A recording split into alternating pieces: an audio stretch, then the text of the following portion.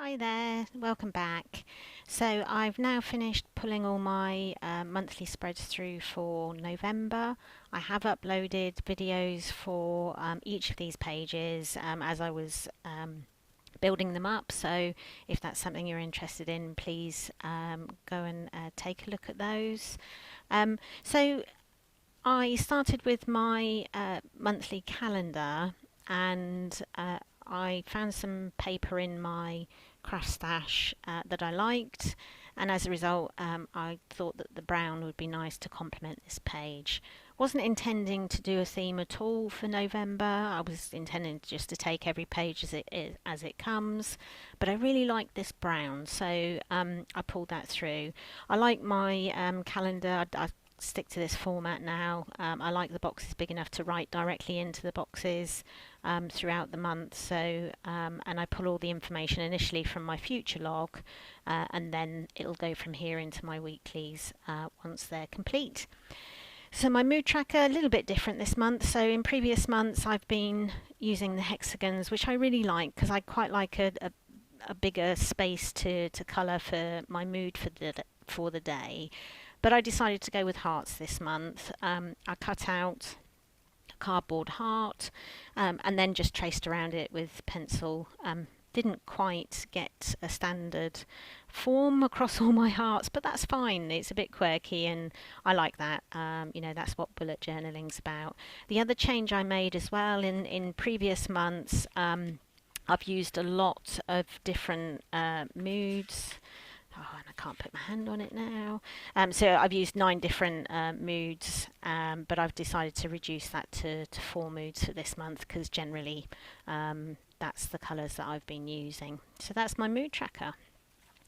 My monthly review in previous months, last month I changed to this format and liked it, so I've pulled it through for November. I had a monthly highlights page and a gratitude page separately, and I found that I was quite restricted just having one line for each day. So now I'm going with 2 lines for each day where I can capture my daily highlight and my gratitude all in one place. And what I love about this page is reading it back when you get to the end of the month, because you quite often get to the end of the month and don't feel that you've achieved very much or done very much, but actually by reading back through this, I find that you realise that you've probably done a lot more than you think, even in the restricted times that we're in at the moment. So again, I've pulled some paper, and this is all from the same collection. My sleep tracker and habit tracker. I'll move this down. I'm not sure if you can see if I can capture, but I've actually put gold dots in at the bottom of here. Really simple chart. There's last month, so you can see how many hours sleep I've had, and I can see how that goes throughout the month. Really like that format, so I've kept with it. But again, I've pulled through the brown and used some more paper from the collection that I started with. Habit tracker. This is another format that I've used for quite a few months now, but I really like it. For me, if you colour in a box, it means you've achieved, and so it's worthwhile having the bigger boxes. I must admit, I think for next month I might look at using something different. So if there's something that you can recommend, something you've seen that's similar but a little bit different, then please comment below and point me in the right direction, because I'd love to see some other ideas of capturing habits all in one table. Again, some paper from the collection I've been using, and I found as well with the different shapes, you've got the triangles, the dots. That's quite effective. I quite like this big chunk of colour at the bottom of the habit tracker, and again pulling through the brown. So the next page is my to-do list and my meal planner. These used to be part of my weekly setups, but it dictated that I needed to flip to 2-page weeklies. I've now pulled these into part of my monthlies, so everything's in one place. and that means my weeklies have become one-page weeklies, which I've been using through October and has been really working for me. So I've stuck with it for November to give it another month to try. So my to-do list, this is where I put everything to begin with.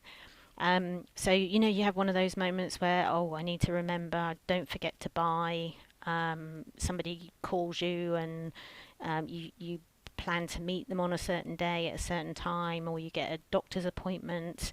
Everything goes here first.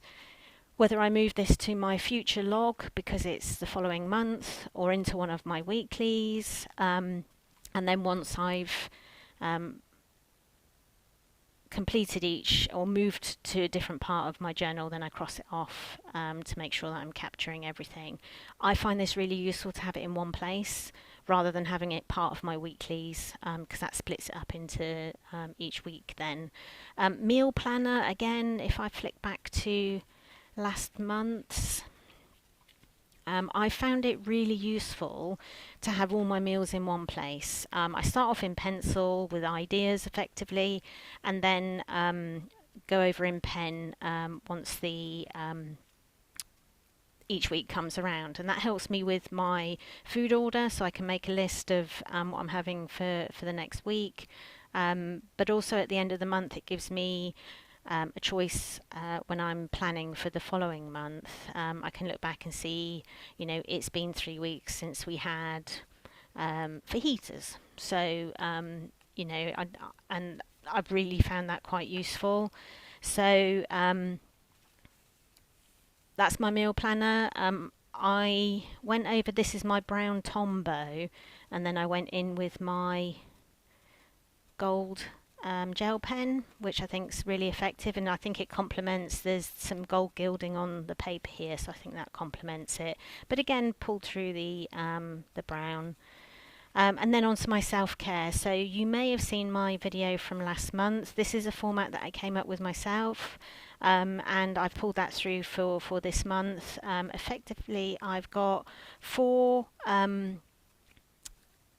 different categories of self-care, with lists in each of them, and each category has a colour allocated to it.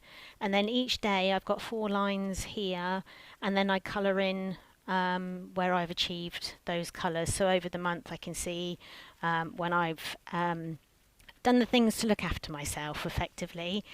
I'll show you last month's, because it's really interesting, because I went with bright pastel colours last month, and then this month I've gone with the brown, and I think that's quite interesting how you get quite a subtle difference in the feel. It'd be interesting once I start colouring in the boxes how that feels, because actually this month's been quite bright. But also for me, if you notice the areas that I haven't coloured in, that helps me isolate the areas that perhaps I need to give a bit more attention to in the following month. So I think that's really useful as well. So you can see from the pencil marks here, I'm starting to think about my weeklies.